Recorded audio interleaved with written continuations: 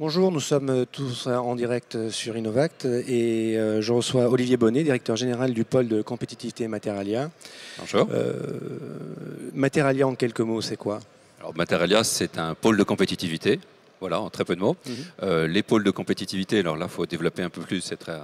Nous savons que c'est une politique d'industrialisation, je vais dire de réindustrialisation, mais j'aime pas ce mot, parce que ça suppose qu'il faut refaire ce qu'on a fait par le passé. Je pense que les opportunités industrielles sont... Il y a plein de nouvelles opportunités industrielles. Donc, les pôles de compétitivité, en deux mots, c'est sur chaque région, ou souvent sur deux régions, parce que nous travaillons sur les deux régions Champagne-Ardenne, Lorraine. C'est donc un ancrage territorial et des développements thématiques. Développement thématique chez nous, Materalia, c'est un peu fait exprès, ça rappelle les matériaux. Et les matériaux pour nous sont les matériaux pour l'industrie. Alors bien entendu, la métallurgie, mais aussi les polymères, la plasturgie, les composites, céramiques, tout ce qui est à usage industriel en général.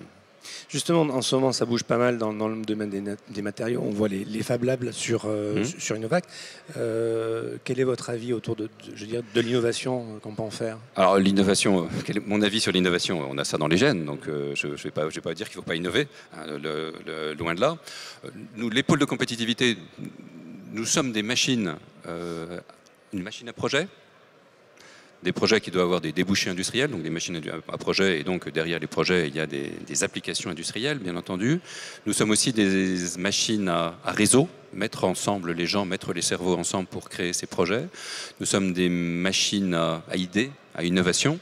Et très certainement, alors en ce moment, on insiste sur l'aspect Fab Lab, et j'invite chacun à aller voir ce que font ces petites machines extraordinaires. Les Fab Labs, pour nous, illustrent la nouvelle, ce que certains appellent actuellement la troisième révolution industrielle, qui est celui de la fabrication additive. Il y a effectivement, au-delà des effets de mode, un mouvement très important qui peut révolutionner plein de choses sur la fabrication, qui permettra de fabriquer à peu près n'importe quoi très rapidement, et en plus ça marche. Industriellement, et puis chez vous, un jour dans votre salon, vous aurez une machine, un Fab Lab qui fabriquera ce que vous voulez. Comment justement vous allez donc vous différencier?